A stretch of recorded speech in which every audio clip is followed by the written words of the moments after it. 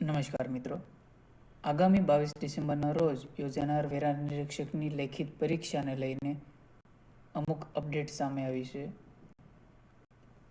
જીપીએસસીના chairman Hasmukh Patel દ્વારા પત્રકાર યોજીને અમુક માહિતીઓ આપવામાં આવી છે, જેમાં મુખ્ય તો એ જણાવ્યું છે કે આગામી પરીક્ષામાં ઉમેદવારોની હાજરી માટે બાયોમેટ્રિક સિસ્ટમનો ઉપયોગ કરવામાં આવશે. હસમુખ પટેલે જણાવ્યું હતું કે પરીક્ષા માટે 1.85 લાખ સહમતિ પત્ર આવ્યા હતા, જ્યારે સમગ્ર જિલ્લામાં 754 પરીક્ષા કેન્દ્રો ફાળવવામાં આવ્યા છે. આ ઉપરાંત પહેલી વાર બાયોમેટ્રિક ફિંગરપ્રિન્ટ સેન્સરનો ઉપયોગ કરવામાં આવશે. ઉમેદવાર પરીક્ષા કેન્દ્ર સુધી સરળતાથી પહોંચે એ માટે વાહન વ્યવહારના એમડી સાથે ચર્ચા કરવામાં આવી હતી અને જણાવવામાં આવ્યું હતું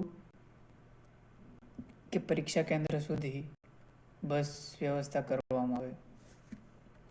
તેમજ ઉમેદવારોના અમુક સવાલોના પણ જવાબો આપ્યા છે. ઉમેદવારોને અમુક મૂંઝવણો હતી, જેને લઈને હસમુખ પટેલે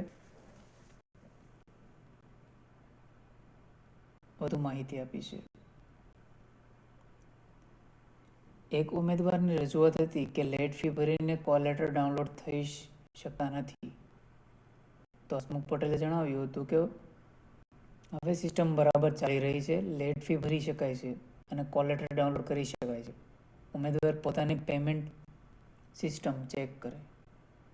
તેમજ અમુક ઉમેદવારને એવી મૂંઝવણ હતી કે કોઈ પણ કારણોસર પરીક્ષા હતી કે કોઈ પણ કારણસર તે પરીક્ષા કેન્દ્ર માટે હાજર રહી શકે તેમ નથી.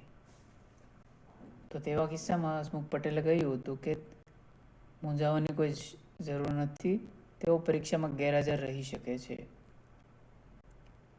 આ હતી અમુક અપડેટ્સ એસટીઆઈ પરીક્ષાને લઈને, જે આગામી 22 ડિસેમ્બરના રોજ યોજાવાની છે.